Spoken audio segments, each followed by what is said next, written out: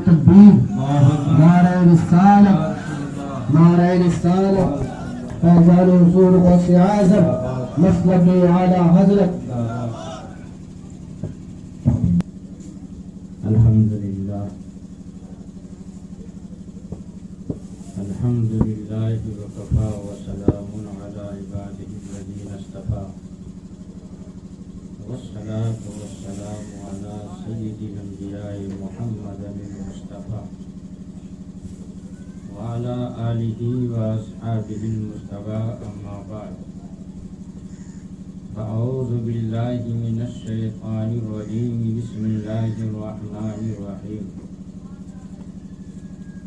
وَإِذْ أَخَذَ اللَّهُ مِيثَاقَ النَّبِيِّينَ لَمَا آتَيْتُكُم مِّن كِتَابٍ وَحِكْمَةٍ ثُمَّ جَاءَكُمْ رَسُولٌ مُّصَدِّقٌ لِّمَا مَعَكُمْ لَتُؤْمِنُنَّ بِهِ وَلَا تَنصُرُنَّهُ صدق اللَّهُ مَوْلَانَا الْعَظِيمُ وَصَدَقَ رَسُولُهُ النَّبِيُّ الْأَمِينُ الْكَرِيمُ وَنَحْنُ عَلَى ذَلِكَ لَمِنَ الشَّاهِدِينَ وَالشَّاكِرِينَ وَالْآمِنِينَ وَالْحَمْدُ لِلَّهِ رَبِّ الْعَالَمِينَ۔ میں نے جس آیت کریمہ کی تلاوت کا شرف حاصل کیا ہے اس سے متعلق کچھ بولنے سے پہلے آئیے ہم اور آپ مل کر انتہائی محبت و عقیدت کے ساتھ اللہ کے محبوب دانائے غیوب امام الانبیاء سید الانبیاء صلی اللہ علیہ وسلم کی بارگاہ بے کس پناہ میں درود شریف کا نذرانہ پیش فرمانے اللہم صلی علی سیدنا مولانا محمد وعلی سیدنا مولانا صلاۃ و سلام علیک یا رسول اللہ صلی اللہ تعالی علیہ وسلم۔ آج مورخہ 30 دسمبر 2020 عیسوی مطابق 14 جمادی الاولیٰ 1442 ہجری کو جشن غوث الورا کی اس مقدس اور باوقار محفل میں ہم اور آپ شرکت کی سعادت مندی حاصل کر رہے ہیں۔ ہمیں اس بات کی خوشی ہے کہ میں مخدوم شہوڑا سرکار سید نجم الدین رحمۃ اللہ علیہ کے قدموں میں آپ حضرات کے سامنے لب کشائی کی سعادت مندی حاصل کر رہا ہوں۔ اللہ رب العزت سے دعا ہے کہ اللہ تعالی ہمیں مخدوم سہوڑا کے صدقے طفیل میں ہم سب کو سچا اور پکا نمازی بنا دے اور مسجدوں کو آباد کرنے کی توفیق عطا فرمائے، فرائض اور واجبات کی پابندی کرنے اور گناہوں سے بچنے کی توفیق عطا فرمائے۔ میرے بھائیوں، محبت ایک ایسی چیز ہے کہ بڑے سے بڑے مشکل کام بھی محبت کی وجہ سے آسان ہو جاتے ہیں۔ اس چیز کو ہر آدمی بالکل وضاحت کے ساتھ اور آسانی کے ساتھ سمجھتا ہے۔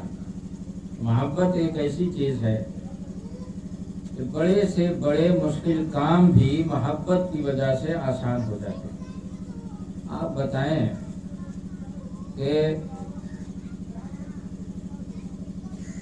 سرکار غریب نواز نے 25 سال تک عشاء کے وضو سے فجر کی نماز ادا کی، یہ کس بنیاد پہ تھا؟ اللہ سے محبت کی بنیاد۔ اگر اللہ کی سچی محبت انہیں حاصل نہ ہوتی تو اتنا مشکل کام اتنا آسان ہو جاتا۔ سرکار غوث پاک نے 40 سال تک عشاء کے وضو سے فجر کی نماز ادا کی، یہ کس بنیاد پر آسان ہوا؟ آپ جانتے ہیں کہ اگر ایک رات پوری رات آپ جگ جائیں، جلسے جلوس میں یا شادی وغیرہ میں رات میں اگر شادی ہے تو جگنا پڑتا ہے، آپ پوری رات جگ جاتے ہیں تو رات ہی میں دن میں چاہے دن بھر سوئیں وہ تسلی نہیں۔ رات ہی میں 2-3 دن تک جب آپ سوتے ہیں تب پورے طور پر خمار آپ کے بدن سے نکلتا ہے. مگر وہ شخص کیسا انسان ہوگا جو 40 سال تک عشاء کے وضو سے فجر کی نماز ادا کیا. سبحان اللہ. یہ مشکل ترین کام کس بنیاد پر آسان ہوا؟ اللہ اور رسول سے محبت کی بنیاد پر. اس لیے ہم اہل سنت و جماعت کے اسٹیج پر اللہ رسول کی محبت کا تذکرہ اور چرچا کچھ زیادہ ہوتا ہے، کیونکہ یہ بنیادی چیز ہے. جب اللہ رسول کی محبت کا چراغ آپ کے سینے میں روشن ہو گیا تو آگے کی تمام منازل آسان ہو جائیں گے، اپنے آپ آسان ہو جائیں گے. اللہ رسول کی سچی محبت حاصل ہو جائے گی تو آپ نمازی بھی بن جائیں گے، آپ روزے دار بھی بن جائیں گے، آپ سنت اور صلاۃ کے پابند بھی بن جائیں گے. اور اسی لیے قرآن و حدیث میں بھی اللہ رسول کی محبت پر بڑا زور دیا گیا، بڑی تاکید کی گئی. میں نے جس آیت کریمہ کی تلاوت کا شرف حاصل کیا ہے اس کی تفسیر تھوڑی دیر آپ حضرات کے سامنے پیش کروں گا. اور ظہر کی نماز چونکہ عصر کا وقت اگر لیٹ کر دیا جائے اور دن ڈوبنے کو 20 منٹ بچیں تو نماز مکروہ ہو جاتی ہے. لیکن ظہر کی نماز اگر کچھ لیٹ کر دیا جائے تو چونکہ ظہر کا پورا وقت کامل ہے، اس لیے اگر آپ 1:30 بجے کے بجائے نماز 2 بجے پڑھیں تب بھی آپ کی نماز مکروہ نہیں ہوگی. لہذا باتیں جب چل پڑی ہیں تو تھوڑا مکمل ہو جائیں. نماز میں اگر 10 منٹ 15 منٹ 20 منٹ آدھا گھنٹہ لیٹ ہو جائے ظہر میں تو اس میں شرعاً کوئی حرجہ نہیں ہے. لہذا آپ مزاج بنا کے بیٹھیں اور جس آیت کی تلاوت کا شرف میں نے حاصل کیا ہے اس کی تفسیر میں کچھ اور آیتیں اور حدیثیں پیش کرتا ہوں. اور ہم اہل سنت و جماعت کا سب سے بڑا سرمایہ اور سب سے بڑی نعمت حضور کی محبت ہے کہ یہ چیز جس کو حاصل ہو گئی اس کو اللہ کی محبت بھی حاصل ہو جائے گی. کیونکہ اللہ کی محبت کس نے بتایا آپ کو کہ اللہ سے محبت کرو؟ یہ حضور ہی نے تو بتایا، ورنہ ہم کیا جانتے خدا کون ہے؟ ہم کیا جانتے خدا کون ہے؟ خدا کو خدا بتانے والے ہمارے حضور ہیں، ورنہ ہم کیا جانتے کہ خدا کون. اللہ تعالیٰ فرماتا ہے وَإِذْ أَخَذَ اللَّهُ مِيثَاقَ النَّبِيِّينَ لَمَا آتَيْتُكُم مِّن كِتَابٍ وَحِكْمَةٍ. اور یاد کرو اے محبوب اس وقت کو جب اللہ نے اپنے نبیوں سے عہد لیا، اقرار کرایا، وعدہ کرایا. اس بات کا لما آتیتکم من کتاب و حکمہ، جب میں تم کو کتاب اور حکمت دے دوں، یعنی کتاب اور حکمت دے کر دنیا میں بھیج دوں. ثم جاءکم رسول مصدق لما معکم، پھر تمہارے پاس عظمت والا رسول آ جائے.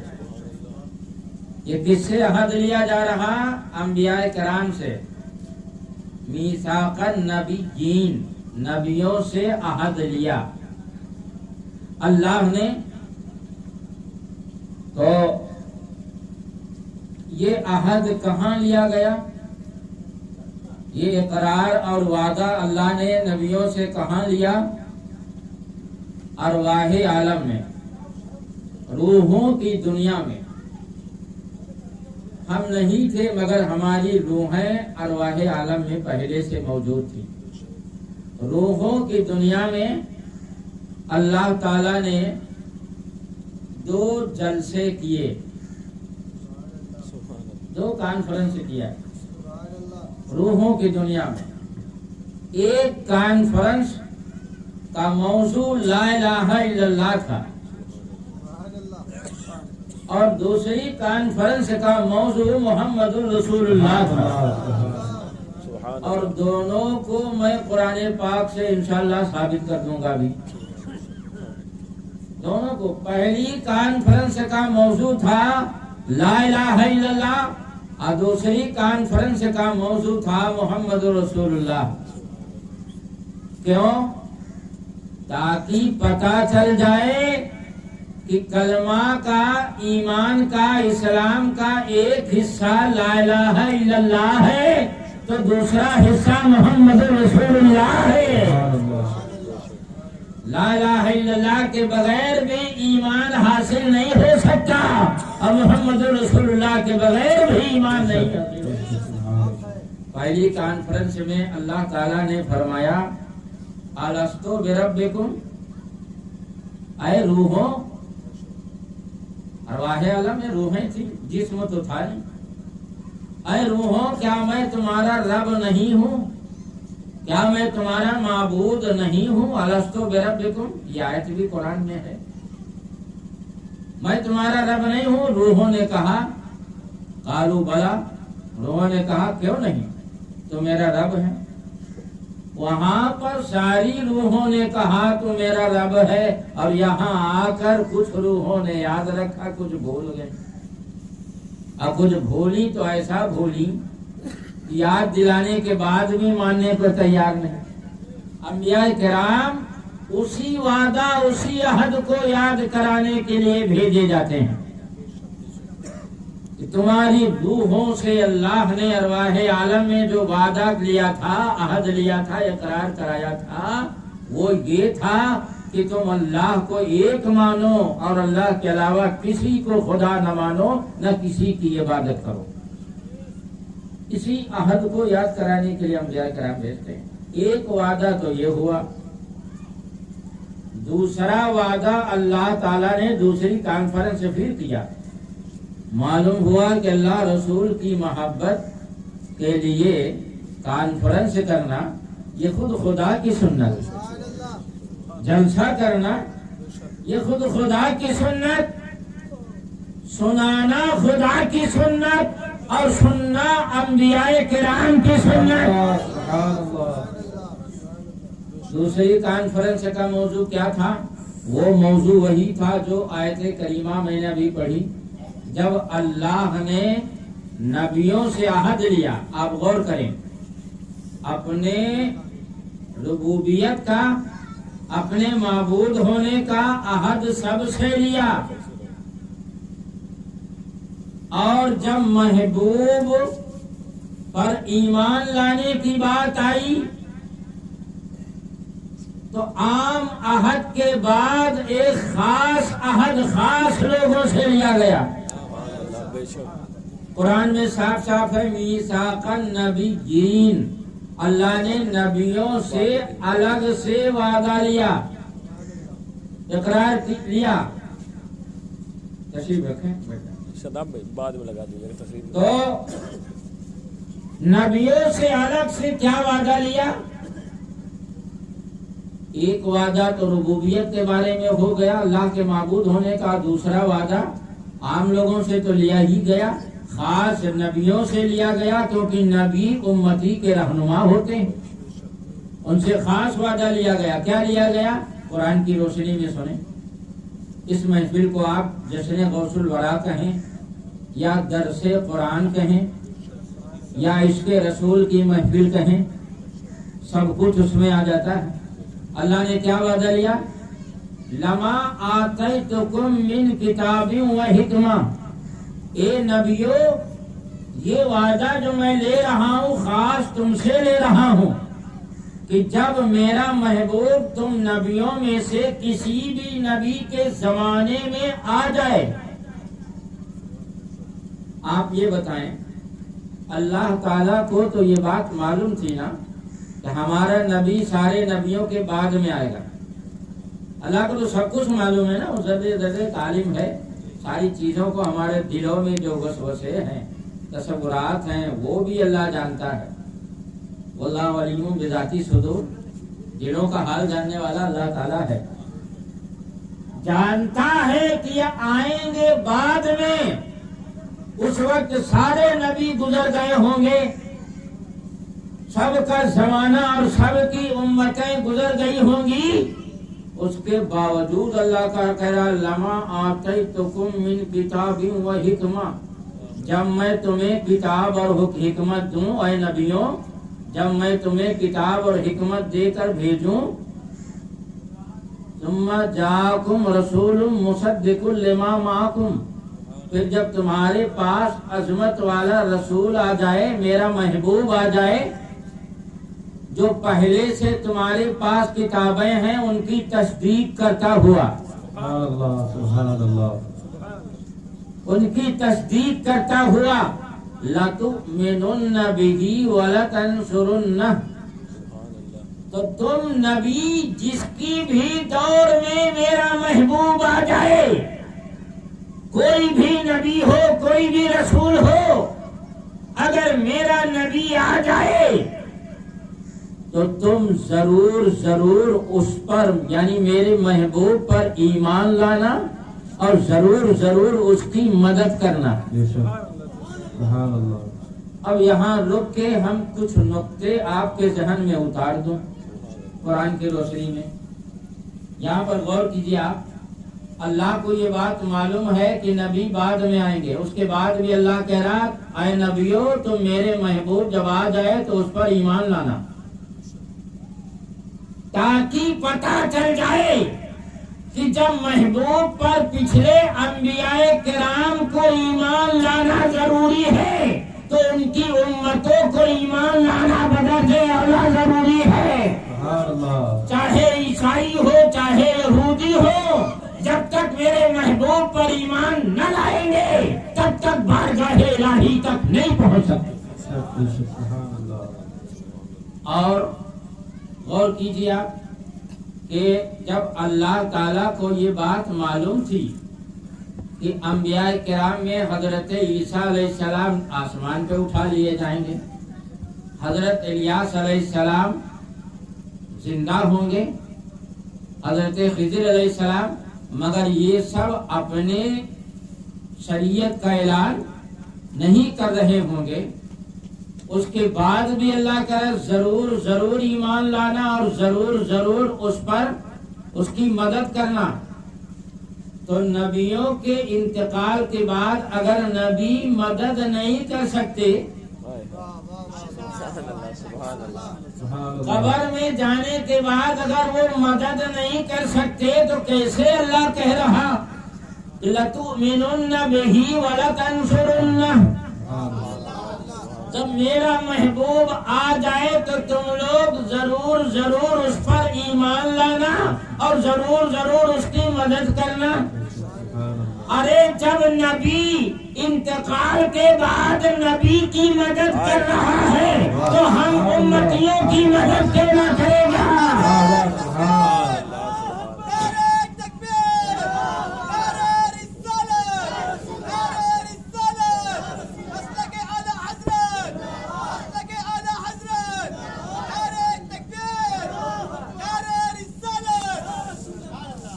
ایک نقطہ اور ذہن میں اتار دوں، اب غور کریں آپ حضرات اچھی طرح جانتے ہیں کہ انبیاء کرام معصوم ہیں، اور معصوم کا مطلب یہ ہوتا ہے کہ ان کے اندر گناہ کرنے کی صلاحیت ہی نہیں رکھی گئی، ان سے گناہ ہونا ہی محال، گناہ ان سے ہو ہی نہیں سکتا۔ اور آپ حضرات بتائیں کہ جب انبیاء کرام سے گناہ ہو ہی نہیں سکتا تو یہ طے ہے کہ اللہ تعالیٰ ان سے جو فرما دے گا وہ اس پر عمل کریں گے، کیونکہ اللہ تعالیٰ ان کو جو حکم دے دے وہ اللہ کی نافرمانی کرے تو گناہ کبیرہ ہوگا، اور گناہ جب ان سے ہو ہی نہیں سکتا تو بس اتنا کہہ دینا کافی تھا کہ اے نبیوں جب تمہارے دور میں میرا محبوب آ جائے تو اس پر ایمان لانا اور اس کی مدد کرنا۔ مگر یہاں پر لفظ کیا استعمال کیا جا رہا؟ میثاق۔ میثاق کے معنی ہوتے عہد لینا، وعدہ کرانا، اقرار لینا۔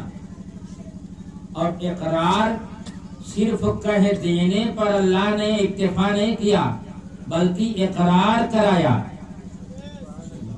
کیوں؟ اللہ کو معلوم ہے کہ یہ معصوم ہیں، یہ پلٹنے والے نہیں ہیں. ہم جو کہیں گے اس پر عمل کریں گے اور اپنی امت سے عمل کرائیں گے. مگر اس کے بعد بھی اللہ کہہ رہا ہے اقرار کرو، وعدہ لو مجھ سے. کیوں وعدہ لیا جا رہا معصوم سے؟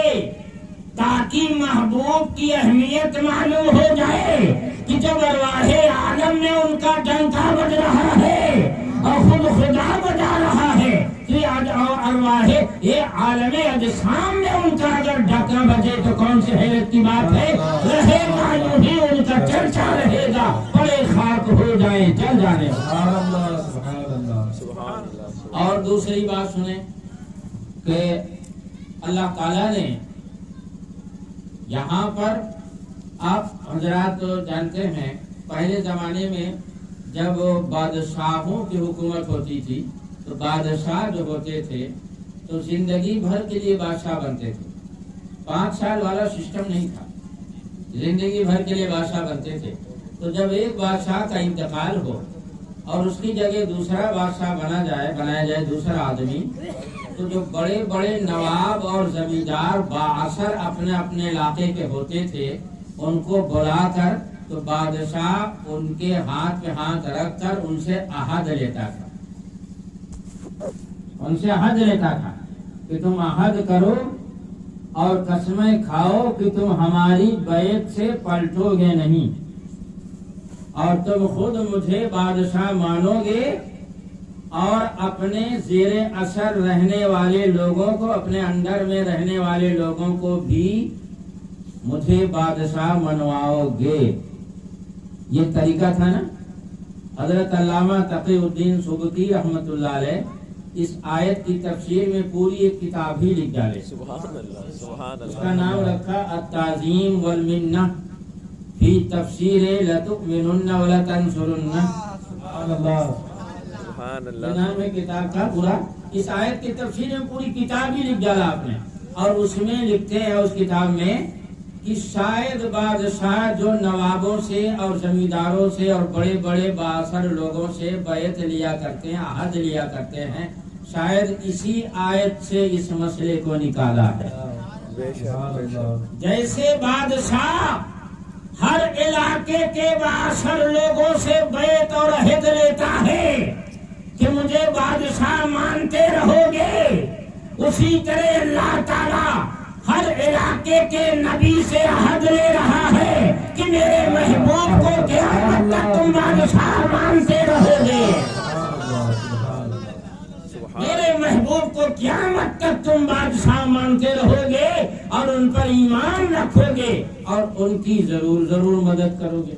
اچھا، اتنا ہی کہہ دینا کافی تھا کہ ان پر ایمان لانا، ان کی مدد کرنا.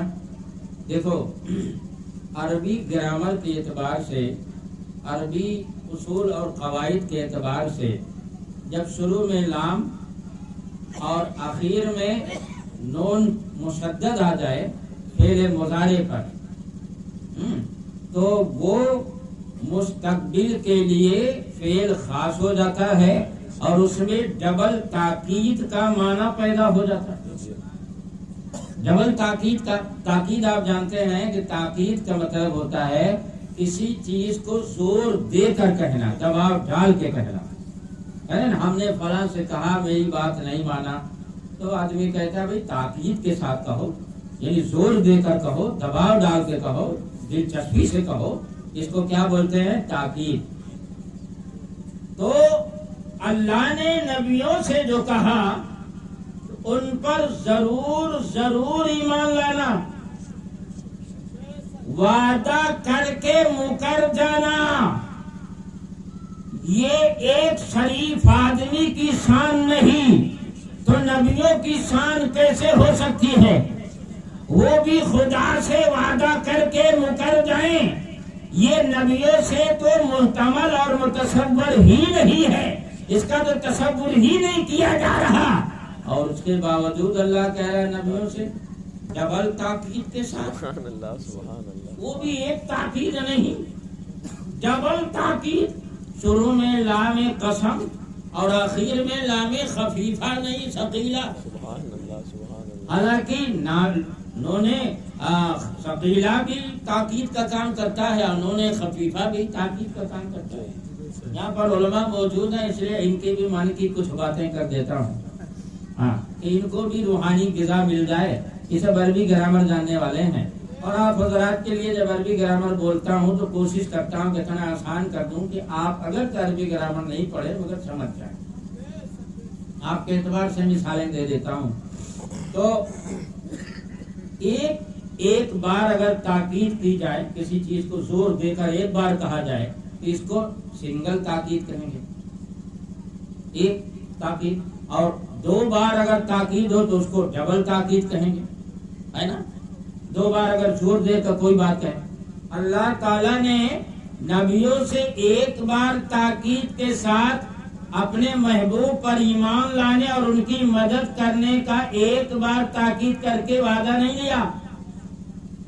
شروع میں لام تاکید کا ہے اور نون آخر میں تاکید کا ہے، سبحان اللہ۔ اور نون خفیفہ بھی تاکید کے لیے دو نون عربی زبان میں آتے ہیں، ایک پر جو ہے جزم ہوتا ہے اور ایک پر تشدید ہوتی ہے۔ جس پر تشدید ہوتی ہے اس کو نون ثقیلہ بولتے ہیں، اور جس پر تشدید نہیں ہوتی جزم ہوتا ہے، اتنا تو ناظرہ والے بھی جانتے ہوں گے۔ جس پر جزم ہوتا ہے اس کو نون خفیفہ بولتے ہیں۔ اب یہاں پر کیا راز ہے کہ اللہ ثقیلہ لایا، خفیفہ نہیں لایا؟ ہائے ہائے ہائے ہائے ہائے واہ۔ ثقیلہ کے معنی ہوتے ہیں مشدد، تشدید والا۔ ثقیلہ کے معنی ہوتے بھاری بھرکم، جی تاکہ پتہ چل جائے کہ یہ تاکید کوئی معمولی نہیں ہے، یہ بڑی بھاری بھرکم تاکید ہے، یہ خالق کائنات کی تاکید ہے۔ اور نبی پہ ایمان لانا جب نبیوں پہ فرض ہے تو ان کی امتوں پہ بدرجہ اولا فرض ہے۔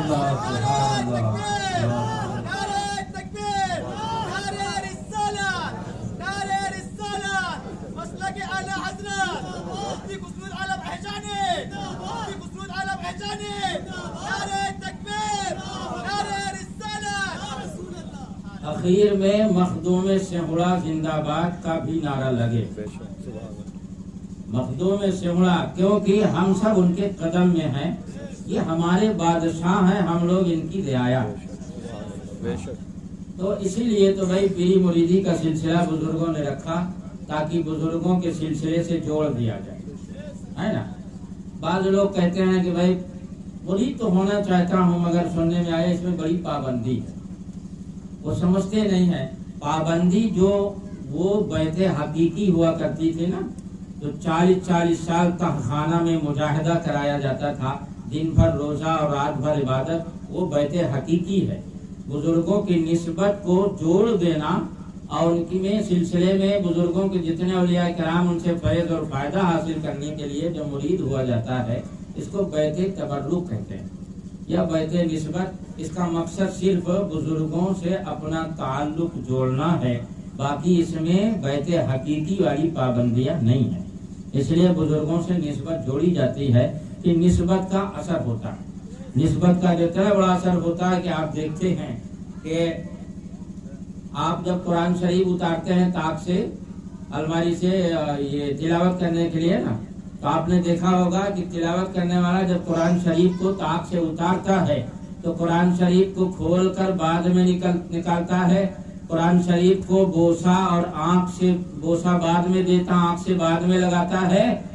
قرآن شریف کو چومنے سے پہلے وہ جو اس کے اوپر بستہ چڑھا ہوا ہے اسے چومتا، اس کے اوپر جو لفافہ چڑھا ہوا ہے کپڑے کا، حالانکہ یہ کپڑا بھی مارکیٹ کا ہے، اور جو قرآن کے اوپر چڑھا رہتا وہ بھی مارکیٹ کا ہے۔ وہ کپڑا سونا چاندی کا نہیں ہوتا، یہی کپڑا ہے جو، مگر قرآن پہ کا لفافہ بن جانے کی وجہ سے قرآن سے نسبت ہو گئی، تو وہ نسبت کی وجہ سے اتنا مقدس ہو گیا کہ قرآن کو آدمی بعد میں چنتا ہے اور کپڑے کو پہلے چنتا ہے۔ تو نسبت مقصود ہوتی ہے۔ تو میں عرض کر رہا تھا کہ اللہ تعالیٰ نے ڈبل تاکید کے ساتھ حالانکہ نبی معصوم ہے، وعدہ کر کے مکرتے نہیں ہیں، تو پھر اللہ بار بار تاکید پہ تاکید تو پیدا کر رہا انبیاء کرام سے، کیونکہ انبیاء امت نبیوں کے تابع ہوتی ہیں۔ اس آیت کی تفسیر میں حضرت امام جلال الدین سیوطی رحمۃ اللہ علیہ نے خصائص کبریٰ میں نقل کیا، اور مواہب لدنیہ عربی جلد اول صفحہ نمبر 66 پہ بھی 2 روایتیں ہیں ان کتابوں میں، اور تفسیر طبری میں امام طبری رحمۃ اللہ علیہ نے بھی 2 روایتیں نقل کی، ایک حضرت علی سے اور ایک حضرت عبداللہ ابن عباس سے۔ کیا روایت ہے؟ دونوں روایتوں کا معنی اور مفہوم ایک ہے۔ کیا روایت کیا؟ حضرت علی فرماتے ہیں، اور اسی طرح حضرت عبداللہ ابن عباس، 2 عظیم الشان صحابی رسول فرماتے ہیں، اور دونوں حضور صلی اللہ علیہ وسلم کے چچا زاد بھائی۔ تو دونوں فرماتے ہیں اس آیت کی تفسیر میں کہ اللہ تعالیٰ نے جب نبیوں سے ارواح عالم میں وعدہ لیا، اقرار کرایا، تو یہ وعدہ لیا کہ تم لوگ میرے نبی پر ایمان لاؤ گے اور ضرور نبی کی مدد کرو گے، اور اپنی امتوں سے تم اس بات کا وعدہ لیتے رہو گے کہ جب بھی میرا محبوب آ جائے تو تم لوگ پھر میری شریعت پہ نہیں بلکہ اس کا کلمہ پڑھ کے اس کی شریعت پہ عمل کرنا، سبحان اللہ، سبحان اللہ، اس کی شریعت پہ عمل کرنا، کیونکہ اس کی شریعت میں ہماری شریعت بھی آ گئی۔ اس کی شریعت میں ہماری شریعت کے جو قانون منسوخ ہیں وہ منسوخ ہو جائیں گے، اور جو جاری رہیں گے وہ شریعت میں آ جائیں گے۔ اب اعلی حضرت کا وہ شعر پڑھو، معلوم ہوا کہ جملہ فرائض فروع ہیں، معلوم ہوا کہ جملہ فرائض فروع ہیں، اصل الاصول بندگی استاد ورگی ہے۔ معلوم ہے جتنے انبیاء کرام آئے سب نے اپنی اپنی محفلوں میں اپنی اپنی امتوں کے سامنے نبی کی آمد اور نبی کا میلاد بیان کرتے رہے۔ جب کوئی کہتا ہے کہ میلاد منانا بدعت اور حرام ہے تو میں حیران ہو جاتا ہوں۔ اے اللہ، وہ چیز جس کا اللہ نے ارواح عالم ہی میں وعدہ لے لیا، اللہ کیا کہہ رہا؟ ثم جاءکم رسول مصدق لما معکم، پھر جب تم نبیوں کے پاس میرا عظمت والا محبوب آ جائے، رسول آ جائے، اس کی تصدیق کرتا ہوا جو تمہارے پاس ہے آ جائے، اسی کو تو میلاد کہتے ہیں۔ آ جائے، پیدائش اور آمد کے بیان کو میلاد کہتے ہیں۔ معلوم میلاد النبی کی محفل تو ارواح عالم سے اب تک ہو رہی ہے۔ اللہ نے ارواح عالم میں کیا، نبیوں نے اپنے اپنے دور میں کیا، اور ہم اہل سنت کی آمد تک کرتے رہے۔ سبحان اللہ، سبحان اللہ۔ ارواح عالم سے میلاد النبی کا تذکرہ چل رہا، اور حضرت عیسیٰ علیہ السلام جب آئے تو انہوں نے کتنے پیارے انداز سے میرے نبی کی میلاد بیان کیا، جس کو سورہ صف 28ویں پارے میں اللہ تعالیٰ نے خود بیان کیا کہ عیسیٰ علیہ السلام نے فرمایا کہ وَمُبَشِّرًا بِرَسُولٍ يَأْتِي مِن بَعْدِهِ اسْمُهُ احمد، اور عیسیٰ علیہ السلام بشارت دیتے ہوئے اپنی امت سے فرمایا کہ میرے بعد ایک نبی آئے گا، جیسے ہی کہا ویسے ہی میلاد ہو گئی۔ آمد کے تذکرے، پیدائش کے تذکرے ہی کو تو میلاد کہتے ہیں کہ نبی کی آمد کا تذکرہ ہو، آئے گا۔ جب امت کے سامنے عیسیٰ علیہ السلام بیان کر رہے ہیں اسمہ احمد، جس کا نام احمد ہے۔ اچھا، یہ بھی عجیب بات ہے کہ تقریباً 600 سال پہلے عیسیٰ علیہ السلام کا زمانہ گزرا، حضور سے 600 سال پہلے حضرت عیسیٰ علیہ السلام کا زمانہ گزرا، اور عیسیٰ علیہ السلام کو یہ کہنا، اس وقت تو حضور پیدا نہیں ہوئے تھے، لیکن عیسیٰ علیہ السلام یہ نہیں فرما رہے ہیں کہ میرے بعد میں بشارت دے رہا ہوں کہ میرے بعد جو نبی آئے گا اس کا نام احمد ہوگا۔ یا یہ کہ احمد تھا؟ کیا فرما رہے ہیں؟ میرے بعد جو نبی آئے گا اس کا نام احمد ہے۔ 600 سال پہلے کیا کہہ رہے ہیں؟ اس کا نام احمد ہے۔ ارے بچہ جب پیدا ہو جاتا ہے نا تب نہ نام رکھا جاتا ہے۔ اب کسی کے پاس بچہ ہو ہی نہیں، ابھی اپنی ماں کے پیٹ میں بھی نہ آیا ہو، 600 سال پہلے تو بچہ ماں کے پیٹ میں بھی نہیں آتا، ماں کے پیٹ میں بھی نہ آیا ہو تو اس کا نام کوئی نہیں رکھتا، مگر عیسیٰ علیہ السلام فرماتے اس کا نام احمد ہے۔ معلوم ہوا کہ ہے تو پہلے تھے بعد میں آئے، سبحان اللہ پہلے بارگاہ الہی میں تھے، بعد میں اللہ کا کرم اور احسان دیکھو کہ اپنے محبوب کو کوئی دیتا نہیں ہے مگر اس کی غفور الرحیمی دیکھو تو اس نے اپنے محبوب کو ہمیں دے دیا۔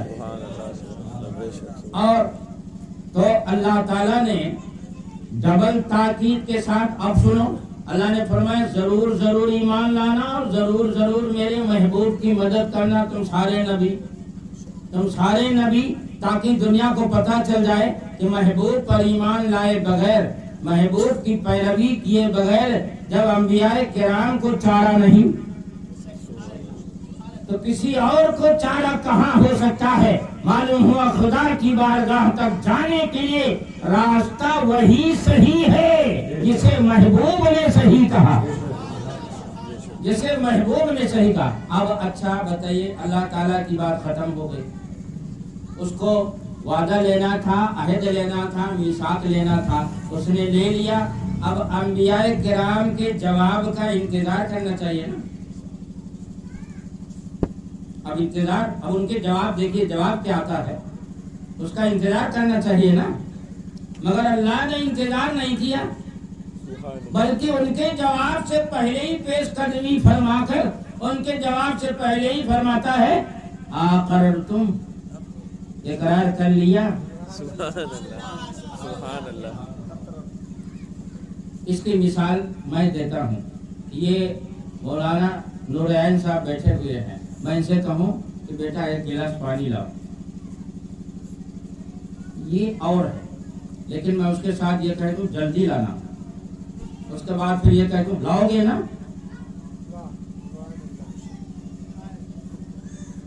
جلدی، تو اس کا کیا مطلب؟ یہ تاکید پہ تاکید جو میں کیے جا رہا ہوں، اس کا یہی تو مطلب یہ ہے کہ ہم کو پانی کی طلب بہت زیادہ ہے۔ یہ مطلب نہیں سمجھیں گے کہ حضرت بار بار کریں جلدی لاؤ گے نا، وعدہ کر رہے ہو نا، لاؤ گے نا، ادھر ادھر تو نہیں ہو جاؤ گے۔ اس کا مطلب یہی سمجھا جاتا ہے کہ پانی کی طلب بہت زیادہ ہے۔ اللہ تعالیٰ مثال سے پاک ہے، لیسا کمثلہ شیء، مثال بات سمجھانے کے لیے دی جاتی ہے۔ معلوم ہوا کہ اللہ تعالیٰ خود چاہتا ہے،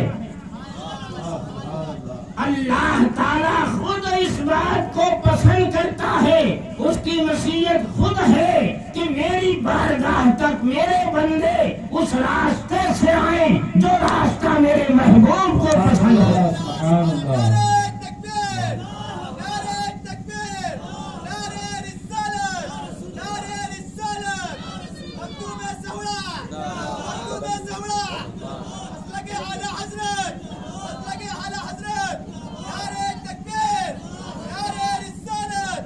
اب اچھا غور کرو، ایک تو میثاق کا لفظ اللہ نے استعمال فرمایا، عہد کا لفظ ایک تاکید، لام قسم دوسری تاکید، نون ثقیلہ تیسری تاکید، اقررتم جواب سے پہلے اقرار کر لیا، یہ چوتھی تاکید۔ اب پانچویں تاکید سنو، پانچویں تاکید میں اللہ فرماتا ہے وَأَخَذْتُمْ عَلَىٰ ذَلِكُمْ اِسْرِي، اور تم نے میرا بھاری ذمہ اٹھا لیا۔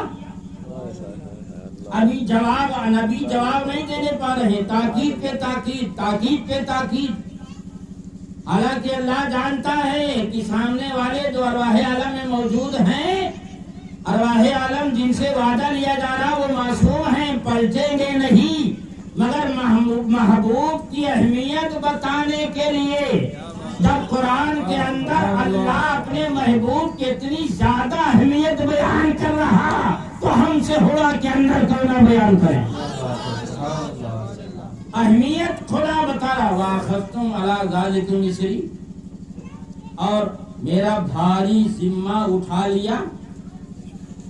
یہ اس وعدہ کو اللہ اس اقرار کو کیا کہہ رہا؟ بھاری ذمہ، یعنی اس عہد کو کوئی معمولی چیز نہ سمجھنا، معمولی چیز نہ سمجھنا.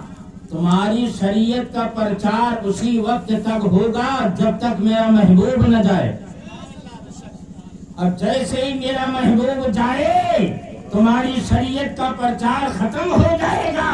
اسی لیے حدیث شریف میں آیا کہ جب عیسیٰ علیہ السلام قیامت کے قریب آئیں گے تو اپنی شریعت کا پرچار نہیں کریں گے، میرے محبوب کی شریعت کا پرچار کریں گے اور میرے محبوب کی شریعت کا کلمہ پڑھائیں گے. اپنا کلمہ نہیں، حالانکہ اس وقت بھی وہ رسول ہوں گے، وہ نبوت کے منصب پہ فائز ہوں گے، کیونکہ نبوت اور رسالت چھیننے کی چیز نہیں ہے. وہ نبی ہوں گے، رسول ہوں گے، اس کے باوجود اپنی شریعت کا پرچار نہیں، میرے آقا کی شریعت کا پرچار کریں گے. تو اللہ کیا فرما رہا؟ وَأَخَذْتُمْ عَلَىٰ ذَلِكُمْ إِصْرِي، اور تم نے میرا بھاری ذمہ اٹھا لیا. کیا مطلب؟ یہ جو وعدہ لیا گیا ہے کہ میرے محبوب پر ضرور ضرور تمام نبی ایمان لائیں اور ان کی ضرور ضرور مدد کریں، یہ کوئی معمولی عہد نہ سمجھنا، یہ بہت بڑا بھاری ذمہ ہے میرا. اس کو یاد رکھنا اور اپنی اپنی امتوں میں اس کا چرچا کرتے رہنا، اپنی اپنی امتوں سے وعدہ لیتے رہنا اس بات کا.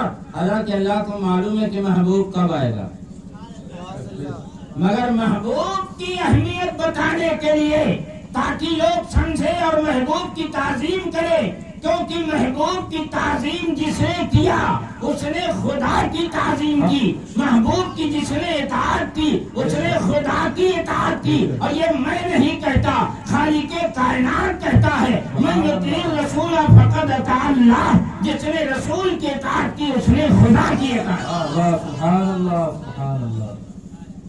اب ایک نقطہ ذہن میں اور اتار کے تقریر ختم کر دوں، کیونکہ یہ تو ایسی آیتیں قرآن پاک میں ایسی ہیں کہ اگر عشق و محبت کے نقطے ان سے نکالے جائیں ان کے سمندر سے تو میں آپ کے ذہن میں اتارتا رہوں اور آپ کا ایمان تازہ ہوتا رہے.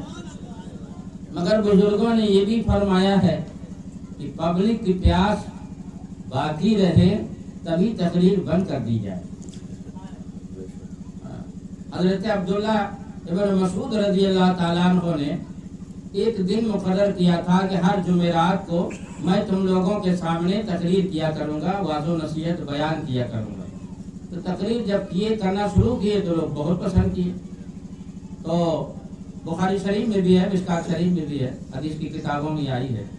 تو ایک صاحب نے عرض کی کہ حضور ہم لوگ چاہتے ہیں کہ تقریر آپ کی مطلب پسند کیا ہوگا لوگوں نے، تو کہا ہم چاہتے ہیں ہم لوگ کہ آپ روزانہ بیان کرتے تو بڑا اچھا ہوتا. حضرت عبداللہ بن مسعود رضی اللہ تعالی عنہ نے فرمایا کہ میں نہیں چاہتا کہ تم لوگ اکتا جاؤ، میں نہیں چاہتا کہ تم لوگ اکتا جاؤ، میں تو تمہارا لحاظ اور خیال ویسے ہی بیان میں رکھوں گا جیسے حضور ہم لوگوں کا رکھا کرتے ہیں. معلوم ہے کہ پبلک کا لحاظ رکھنا یہ بھی سنت ہے. ہاں تو آنا جانا انشاءاللہ لگا رہتا ہے، لگا رہے گا. اللہ تعالیٰ ہماری اور آپ کی یہ روحانی محبت کو سلامت رکھے. یہ تو دینی ایمانی روحانی بزرگوں کے نسبت کی محبت ایسی ہے کہ یہاں تو کیا مرنے کے بعد بھی یہ نسبت ختم نہیں ہوتی، بلکہ مرنے کے بعد تو اور مضبوط ہو جاتی ہے. تو اب ایک نقطہ اور ذہن میں اتار دوں، اس کے بعد چونکہ ظہر کی اذان بھی ہونی ہے. تو یہاں پر غور یہ کیجیے گا علی ذالکم اسری، حالانکہ یہ مقام علی ھذا اسری کا ہے. علماء کرام کی خاص توجہ چاہوں گا کہ ایک عربی گرامر سے نقطہ نکال کر پھر آپ کے ذہن میں اتارنا چاہتا ہوں. اور جہاں پر عربی گرامر کی بات آتی ہے کوشش یہ کرتا ہوں کہ آسان کر کے پیش کیا جائے. دیکھیے ھذا کا معنی ہے یہ، اور ذالکہ کا معنی ہے وہ ہاذا دس کی جگہ استعمال ہوتا ہے، ذالکہ دیٹ کی جگہ، اتنا تو جانتے ہی ہوں گے آپ لوگ۔ ہاذا معنی یہ اور ذالکہ معنی وہ ہو۔ قرآن پاک کے شروع میں آپ نے پڑھا ہوگا الف لام میم ذالک الکتاب لا ریب فیہ۔ الف لام میم تو حروف مقطعات کا، اس کا ترجمہ تو آپ کو قرآن میں ملا ہی نہیں ہوگا، اسے تو اللہ رسول جانتے ہیں۔ ذالک الکتاب لا ریب فیہ، ذالکہ کے معنی وہ، مگر سارے ترجمہ کرنے والوں نے ترجمہ یہ کیا ہے کہ یہ کتاب ہے جس میں کوئی شک نہیں۔ لفظ استعمال ہوا وہ ہو اور ترجمہ ہو رہا یہ ہے۔ ایسا کیوں؟ مفسرین کرام نے اس کی وجہ بتائی کہ عربی گرامر کا یہ قاعدہ ہے کہ جب کوئی چیز عظمت والی ہو، شان والی ہو اور وہ قریب ہو تو اس قریب کے لیے دور کا لفظ استعمال کیا جائے تو اس سے اس کی عظمت ظاہر ہوتی۔ یہ عربی زبان قاعدہ ہے، اردو عرف میں ایسا نہیں ہے، عربی زبان کا یہ قاعدہ ہے۔ یہ اس کا محاورہ عرف ہے کہ جب سامنے والی چیز عظیم الشان، تو قرآن پاک عظیم الشان کتاب ہے کہ نہیں؟ تو قرآن پاک اگرچہ سامنے آپ کے ہوتا ہے جب آپ پڑھتے ہیں ذالک الکتاب لا ریب فیہ، مگر ذالکہ وہ کا لفظ استعمال کیا گیا قرآن کی عظمت بتانے کے لیے۔ یہاں پر اور ارواح انبیاء سے ارواح عالم میں اللہ محبوب کی عظمت اور شان بیان کر رہا، اللہ محبوب کی میعاد بیان کر رہا، اللہ محبوب پر ایمان لانے اور مدد کرنے کی باتیں کر رہا ہے۔ انبیاء کرام تو ارواح عالم میں موجود ہے نا، وہاں تو غائب تھے نہیں، سب موجود تھے، اور موجود کے لیے ہاذا یہ ذالکہ کا لفظ نہیں مگر علی ذالکم اسری، میرا یہ بھاری ذمہ، حالانکہ ترجمہ سب نے کیا میرا یہ بھاری ذمہ آپ نے لیا، حالانکہ ترجمہ ہونا چاہیے میرا وہ بھاری ذمہ۔